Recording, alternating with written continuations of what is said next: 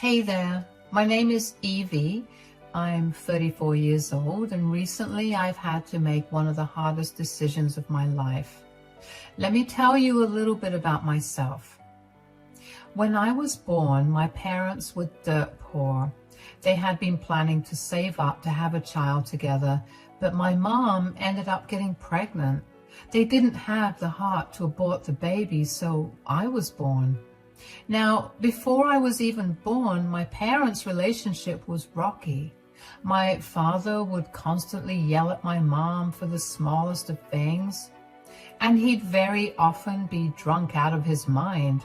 My mom stayed by his side regardless because she was in love with him and thought that he was just going through a rough patch. It was not the easiest growing up in that household. My first ever memory was both of them yelling at me for something small I did. When my father wasn't yelling at mom, he would yell at me. And I'm not talking about the regular kind of yelling when someone's upset with you. I'm talking about yelling so loud that your face goes red and your eyes look crazy. As you can guess, that was not very nice to go through when I was a child. Whenever my father yelled at my mom and she got frustrated, she would take it out on me. So no matter what, I ended up being the punching bag for both of them. When I was 10 years old, my father randomly took off one day. He told my mom and I, while he was in the middle of screaming at us about something, that he was sick and tired of us. He told us that he'd be leaving. My mom and I tried to stop him over and over again, but he didn't listen. A month or so after he left, my mom found out that he had been cheating on her with another woman, and the reason he left was because he had gotten her pregnant. He wanted to be with her instead of his existing family. That broke my mother. She became a shell of the person she used to be, and that only scared me more. I did my best to be as good of a kid as I could be, but somehow, no matter what I did, it was never good enough. I still did my absolute best to make my mom happy. When I turned 16, I started working to help my mom cover the bills. She made it clear to me the day I turned 16 that she would kick me out as soon as I turned 18. She apparently didn't want me to mooch off of her. It broke my heart, but I figured she was probably not being too serious. My mom had a tendency to say a lot of mean things when she was angry, so I assumed it was one of those things.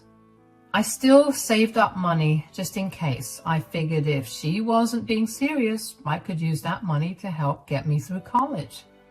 Anyway, about a month before my birthday, I was sitting in the living room watching TV. My mom walked in and sat next to me, and after a few minutes of silence, my mom turned to talk to me.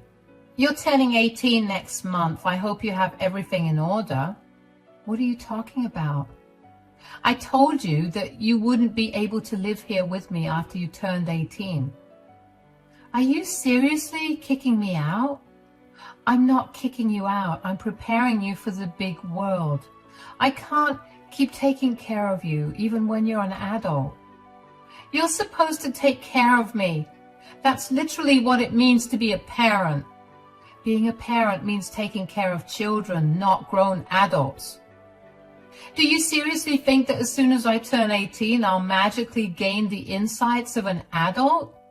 I'm still a child. I haven't even left my teens yet." "All I'm hearing are excuses. I've been telling you since you turned 16 that you would no longer be able to live in my house as soon as you turned 18. What if I paid you rent and contributed towards groceries? That's still me being an adult, right?" "Absolutely not. That's taking the easy way out. And I want you to be well equipped for the future. How is making sure I have a roof over my head an easy way out? Do you even know how much I had to struggle when I was your age? You're lucky I didn't make you pay me rent the second you started earning money of your own. I've given you more than enough time to prepare yourself for the future. And if you haven't, that just shows me that you definitely need this." "Mom, please, I don't want to spend all my money on rent when I will also have student loans to pay off. My university is literally half an hour away from here, and I was thinking of commuting back and forth every day. You can't seriously want me to be this financially unstable. Being financially unstable is how you learn to take proper care of your finances. I don't want to hear any more of your whining. You still have a month to sort yourself out. Don't waste your time. I couldn't believe that she was actually throwing me out. I felt so mad at that point that I decided to move out immediately. I saw no reason for me to live with her anymore when she clearly did not want me there. I still didn't have enough money to move out, but I asked a few friends if they could put me up for a few weeks, and a lot of them told me they could.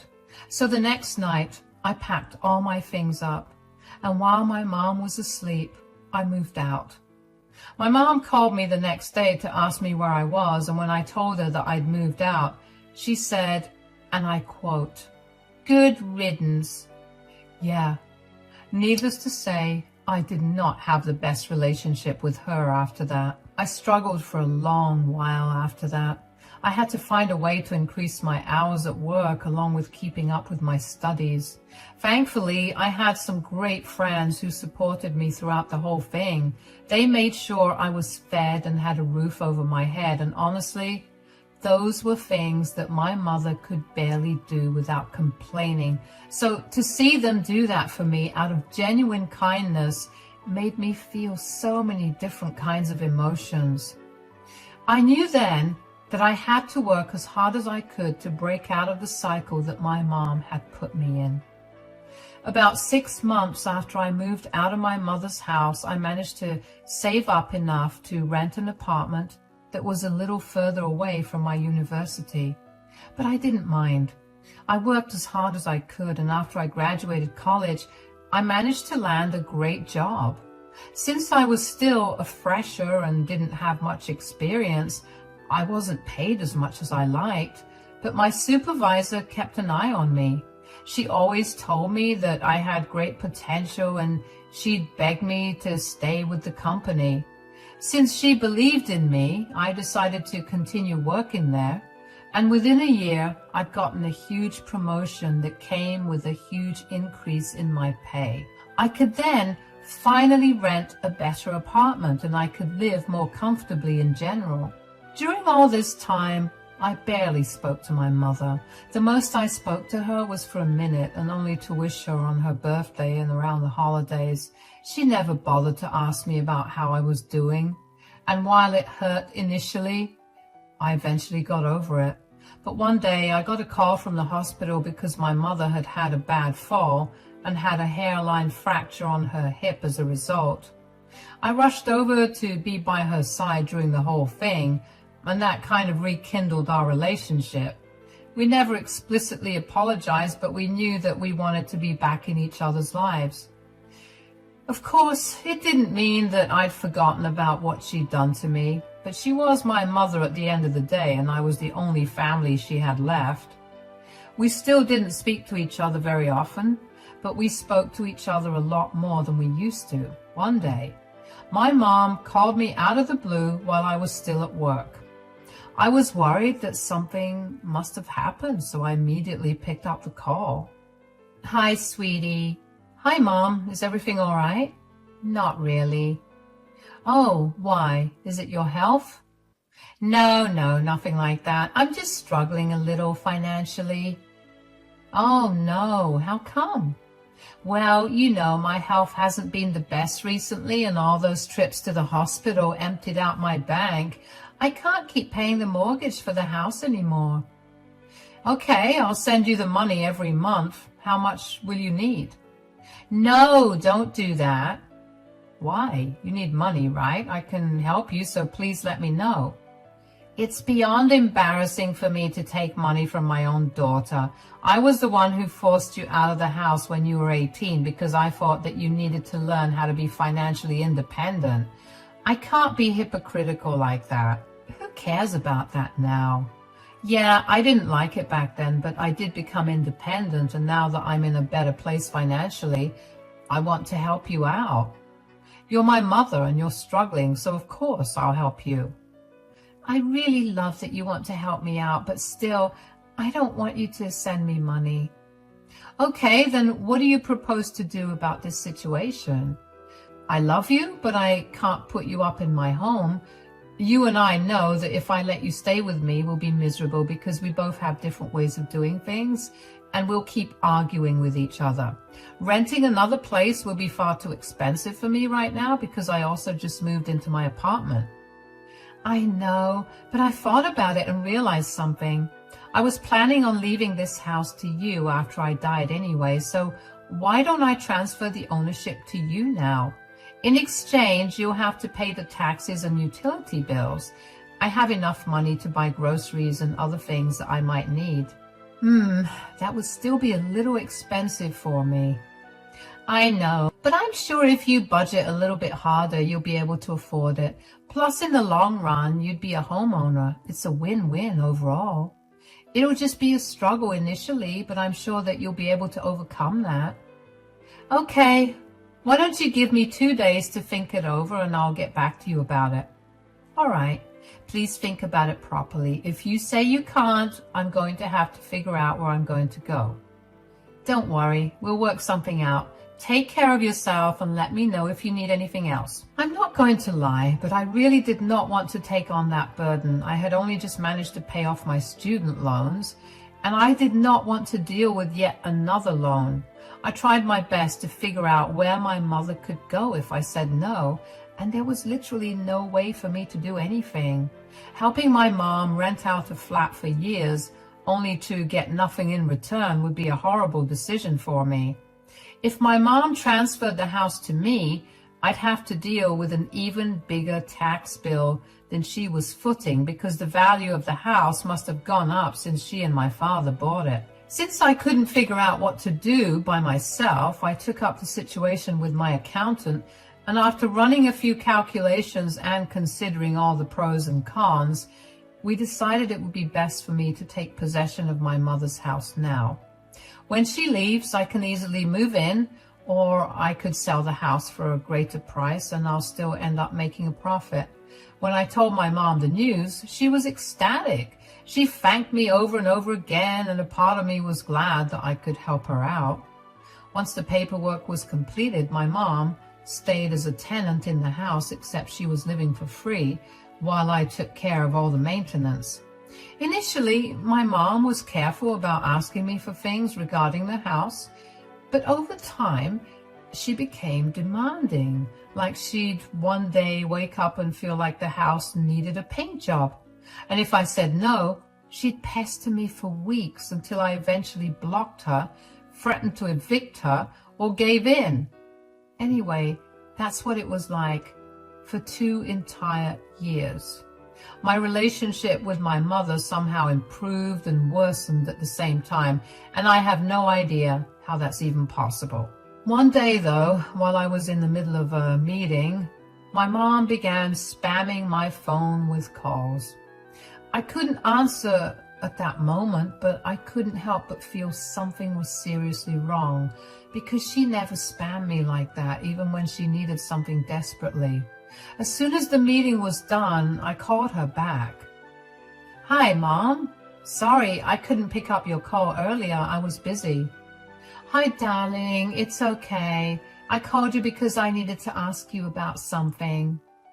Okay, what is it? So I recently met someone. Oh, like romantically? Well, technically, the romance has always been there. He was just absent for a while. What do you mean? Stop beating around the bush and just tell me already. Your dad came back. What? I know that you aren't exactly his biggest fan. Biggest fan? He literally abandoned both of us when I was 10 years old because he was sick and tired of us. He impregnated another woman and played the perfect father for those kids while we struggled to get by.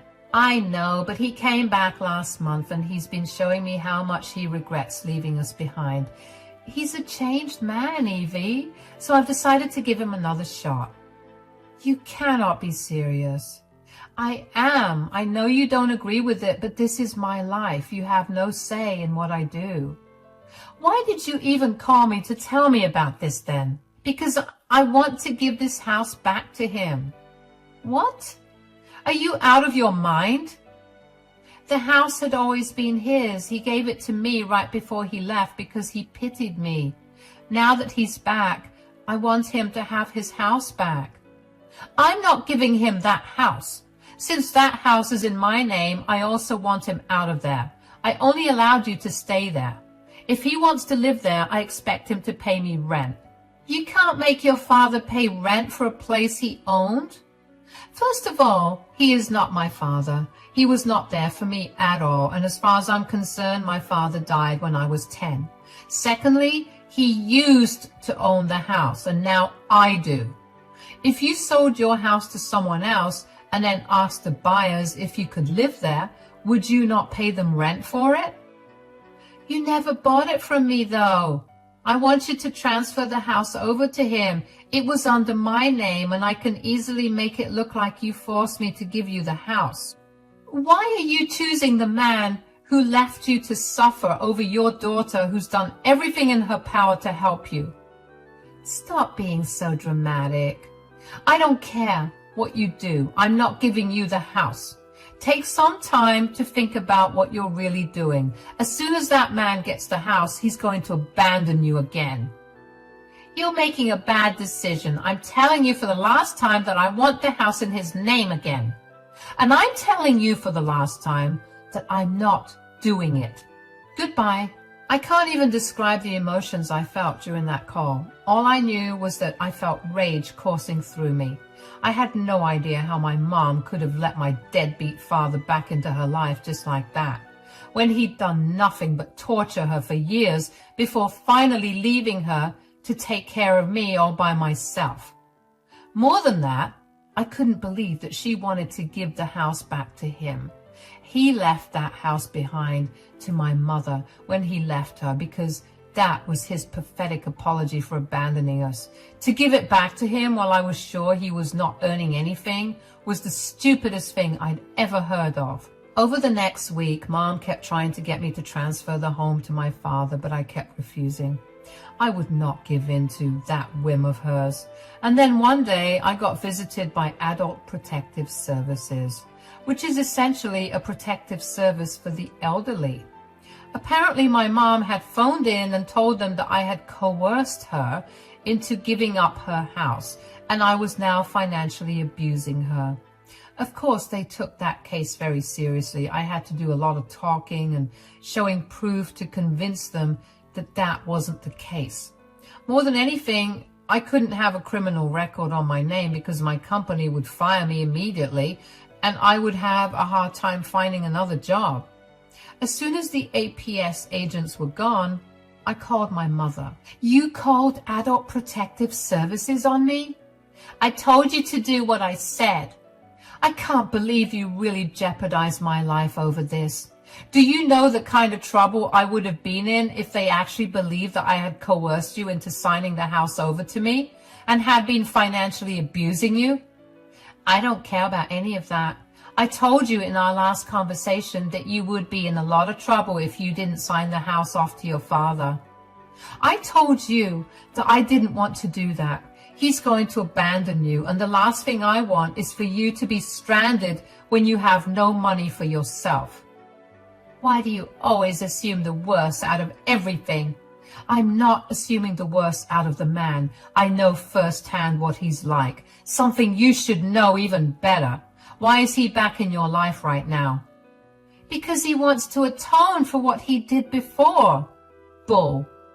What is the real reason, Mom?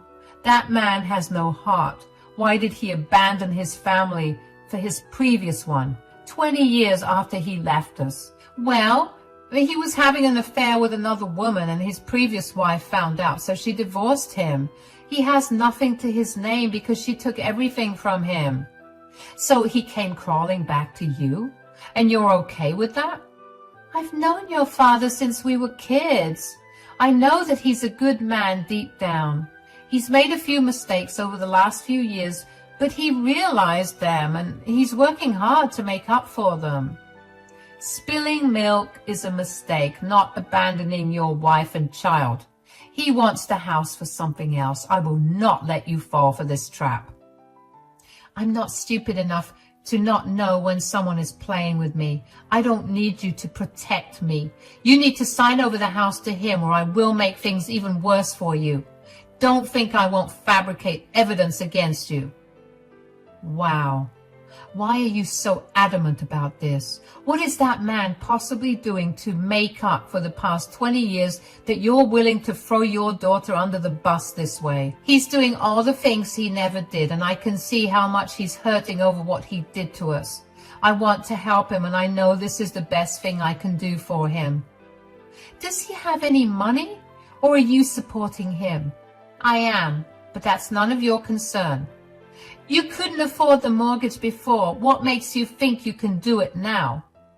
That is not a concern for you. Just transfer the house to him before I call the APS again. Fine. I will transfer the house to his name, but if he plays any games with you and ends up leaving you, I'm not going to help you out. I will not care what condition you're in, but remember that I'm the only family you have around here. Nothing like that will happen. I won't come to you for help. I mean, you've made my life nightmarish anyway ever since I gave you the house. Wow. Okay, whatever. I'll get the paperwork started tomorrow. Bye. I had had enough of her. I tried my best to reason with her, but since she wanted to do what she wanted to do, I saw no reason to stop her. I transferred the house to my father's name and pretty much went no contact with my mother.